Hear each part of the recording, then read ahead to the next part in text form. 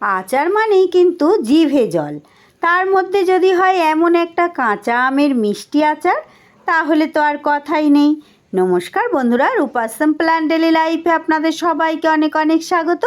আজ তৈরি করেছি সব থেকে সহজ পদ্ধতিতে কাঁচা আমের মিষ্টি আচার। কোনো রকম রোদে দেওয়ার ঝামেলা ছাড়াই খুব সহজে তৈরি করে নিতে পারবেন এই আচার। আর একবার তৈরি করে 1 থেকে 1.5 বছর সংরক্ষণ করে খেতে পারবেন। তাহলে বন্ধুরা প্লিজ একটা লাইক দিয়ে ভিডিওটি দেখা শুরু করুন আর দেখে নিন কতটা সহজে আমি তৈরি করে নিচ্ছি কাঁচা আমের এই লোভনীয় আচারটি। যদি আজকে রেসিপি ভালো লাগে তাহলে লাইক কমেন্ট শেয়ার করে দেবেন আর চ্যানেলটিকে সাবস্ক্রাইব করে আমার পাশে থাকবেন। সকল বন্ধুকে অনেক অনেক ধন্যবাদ আর ভালোবাসা জানিয়ে আজকের রেসিপি শুরু করছি। আমের আচারের জন্য দেখুন বন্ধুরা, এখানে আমি ছোট বড় মিলিয়ে 5টা আম নিয়ে নিয়েছি। এই আমগুলো আমার কিন্তু খুবই বড় বড়, এই দুটো, এটাও মোটামুটি বড়, এই দুটো একটু ছোট। এই আমগুলোকে আমি খোসা ছাড়িয়ে টুকরো করে কেটে নিয়ে ফিরে আসছি। একদম সহজ কিভাবে এই আমের আচার তৈরি করা যায়, সব থেকে সহজ উপায়ে সেই আচারের রেসিপি আজ আমি শেয়ার করছি। আমগুলো কিন্তু আমি লম্বা লম্বা করে কেটে নিয়ে চলে এসেছি। যে ছোট আমের টুকরোগুলো, ছোট আমগুলো ছিল বন্ধুরা, ছোট আমগুলো কিন্তু আমার বেশ আঁটি শক্ত হয়ে গিয়েছিল আর একটু রঙও হয়ে গিয়েছিল। ওগুলোকে আঁটির সাইড দিয়ে এইভাবে কেটে নিয়েছি। আর এইগুলো কিন্তু খুব সুন্দর ছিল, বড় আমগুলো এইভাবে লম্বা লম্বা করে কেটে নিয়েছি। এইবার যেটা করব, এই আমের মধ্যে আমি 4 টেবিল চামচ ভিনিগার দিয়ে দেব।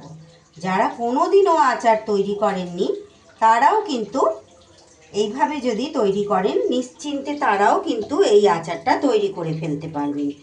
আর দিয়ে দেবো এর মধ্যে খুবই সামান্য একটু নুন আর ভিনিগার দিয়ে আমি কিন্তু এই আমের টুকরোগুলোকে খুব ভালো করে মাখিয়ে 30 মিনিটের জন্য রেখে দেব। সব থেকে সহজ পদ্ধতির আচার। সুন্দর করে মাখিয়ে নিলাম, 30 মিনিটের জন্য আমি এটা ঢেকে রেখে দেব।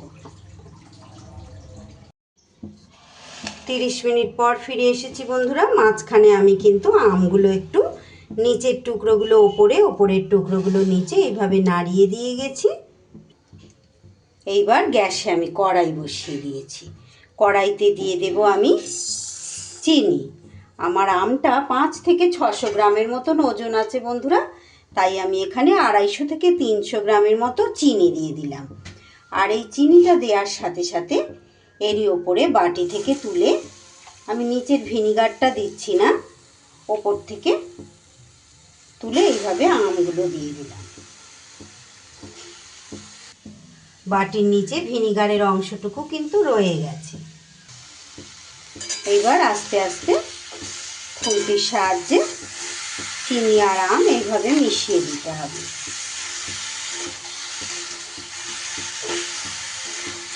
আস্তে আস্তে চিনি গলবে আর চিনির যে একটা ক্যারামেল হয়ে যে কালারটা হবে, দারুণ সুন্দর একটা কালার হবে।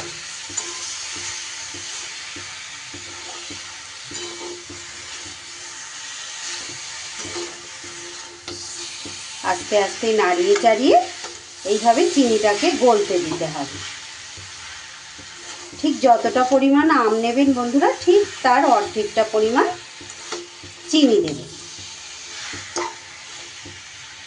চিনির জায়গায় এখানে আপনারা গুঁড়ো ব্যবহার করতে পারেন,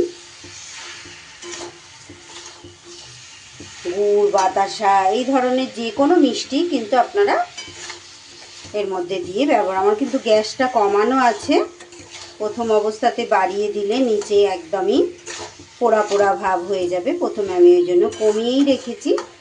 চিনিটা পুরোপুরি গলতে গলতে আমি ওইদিকে গ্যাসের ওভেনে একটা মশলা তৈরি করে নেব, ভাজা মশলা, খুবই সামান্য একটু মশলা আমি, তাহলে সঙ্গে থাকুন বন্ধুরা, দেখিয়ে দিচ্ছি কি কি মশলা নিচ্ছি। মশলা তৈরির জন্য আমি এখানে একটা প্যান বসিয়ে দিয়েছি। প্যানের মধ্যে সবার প্রথমে আমি 2টো শুকনো লঙ্কা আর একটা ছোট এলাচ দিলাম। শুকনো লঙ্কাগুলো কিন্তু আমার খুব ছোট সাইজ ছিল, তাই জন্য কিন্তু আমি দুটো দিয়েছি। আমের পরিমাণ অনুযায়ী আপনারা কম বেশি দেবেন। এই দুটোকে একটু নেড়ে নেব। আগে 30 সেকেন্ডের মতো নেড়ে নেবার পর এর মধ্যে দিয়ে দিচ্ছি খুব সামান্য, মানে হাফ চা চামচ পাঁচফোড়ন আর হাফ চা চামচ জিরে, আর কিন্তু কিচ্ছু দেব না। এই মশলাটুকুই আমি একটু গরম করে নিয়ে তারপরে গুঁড়ো করে নেব।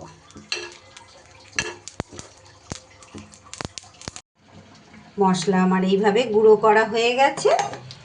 এইদিকে দেখুন আমের চিনিটাও কিন্তু একেবারে গলে গেছে, খুব অল্প সামান্য দানা আর আছে।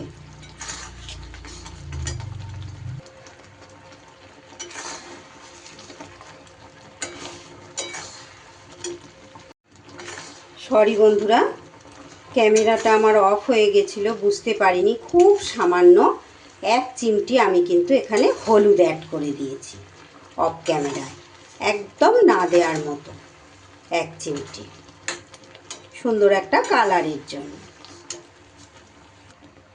আর দিয়ে দিচ্ছি ওই রকমই 1 চিমটির মতো খুব সামান্য কাশ্মীরি লঙ্কার গুঁড়ো।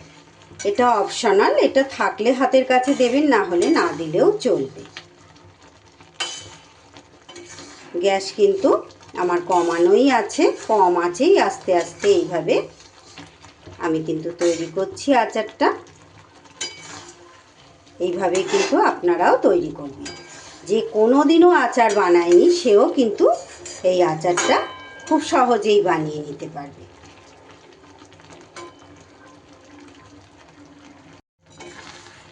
দেখুন বন্ধুরা, আম কিন্তু খুব সুন্দরভাবে আমার সিদ্ধ হয়ে গেছে। আর চিনিটাও দেখুন ঠিক এইভাবে যখন সুতো সুতো কাটবে তখন বুঝে নিতে হবে আচারটা কিন্তু আমার হয়ে এসেছে। এইবার এই পর্যায়ে আমি ভাজা মশলাটা যেটা তৈরি করলাম সেইটা দিয়ে দিচ্ছি,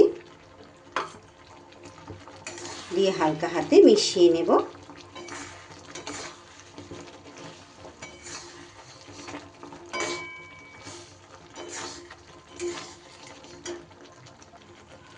শুরুতে আমার ভিনিগারের সাথে সামান্য নুন কিন্তু দেয়া ছিল, যেহেতু ভিনিগারের জলটা আমি দিইনি তাই শেষের দিকে আবারও একটু সামান্য নুন আমি অ্যাড করে দিলাম।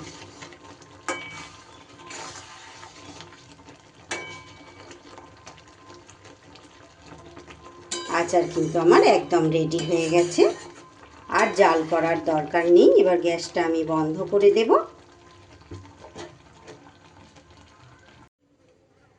আচার কিন্তু আমার বেশ ঠান্ডাও হয়ে গেছে। দেখুন ঠান্ডা হওয়ার পর কতটা লোভনীয় দেখতে লাগছে। আরও কিছু সময় থাকলে এই আচারের স্বাদ কিন্তু আরও বেশি বেড়ে যাবে। দারুণ লোভনীয়, জিভে জল চলে আসছে। এবার একটা কাঁচের বয়ামে রেখে দিলেই 1-1.5 বছর ভালো থাকবে। তাহলে আমার আজকের এই কাঁচা আমের মিষ্টি আচারের রেসিপি কেমন লাগলো বন্ধুরা? যদি ভালো লাগে তাহলে একটা লাইক আর একটা ছোট্ট কমেন্ট করে জানিয়ে যাবেন।